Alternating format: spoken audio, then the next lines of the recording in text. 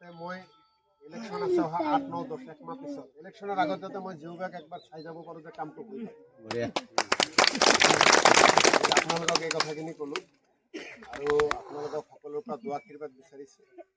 আমি পৰৱৰ্তী সময়খিনিতো আমাৰ ইচ্ছা আছে গোটেই এটাৰ পিছত এটা আমি বিৰোধী দলৰ বিধায়ক 100 টকা বিচাৰিলে 1 টকাও নিদিয়ে। বহুত জোৰ জবস্তি কৰি কাম কৰিব লাগে, বহুত কষ্ট কৰিব লাগে। এইটো আমাৰ যিসকল আছে আৰু প্ৰত্যেক বেছিভাগতে আমাৰ যিসকল পঞ্চায়ত প্ৰেচিডেণ্ট আছে, কাউন্সিলৰ আছে, ভাইচ প্ৰেচিডেণ্ট আছে, আগৰ মেম্বাৰ আমাৰ মোল্লা আছে, সকলোৱে বহুতে জানে এইটোৰ ইষ্টিমেটৰ নামতেই কমচে কম এই পল্লা নদীৰ এইখিনি ইষ্টিমেটৰ নামতেই আপোনালোকক ক'লোঁ মোৰ 1-1.5 লাখ টকা খৰচ হৈ গৈছে। কিমান বাৰ বনাইছোঁ, বনাও বছৰ বেলেগ হয় আকৌ বনাই দিব, বনাও আশা কৰোঁ নিদিয়ে। এইবাৰ কিবা কপাল ভাল দেখিছে, কামটো আমাৰ হৈ গৈছে। আৰু 2টা হ'লে মই বেছি ভাল লাগিলেহেঁতেন। আজিও এটা আহিছোঁ যদি মনটো বৰ বেছি মোৰ ভাল নহয়, 3টা একেলগে কৰিব পাৰিলে ভাল আছে, কিন্তু কৰিম আপোনালোকক মই কথা দি দিম।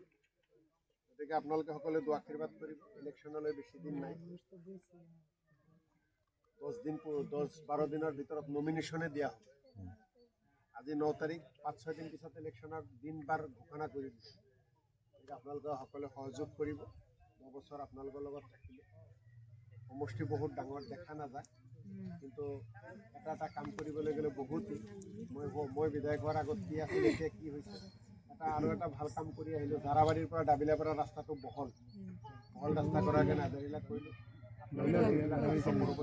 ইয়াতে এটা ৰাস্তা ভাঙি যায় প্ৰত্যেক বছৰ, তাতেও অলপ আমি প্ৰটেকশ্যন এটা কাম কৰি আছোঁ, সেইটো হ'ব। আপোনালোকৰ পৰা দোৱা আশীৰ্বাদ বিচাৰিছোঁ যাতে আৰু আপোনালোকৰ কাৰণে কাম কৰিব পাৰোঁ, আপোনালোকক সেৱা আগবঢ়াব পাৰোঁ। এইখিনি কৈ মোৰ কথা থাকিল।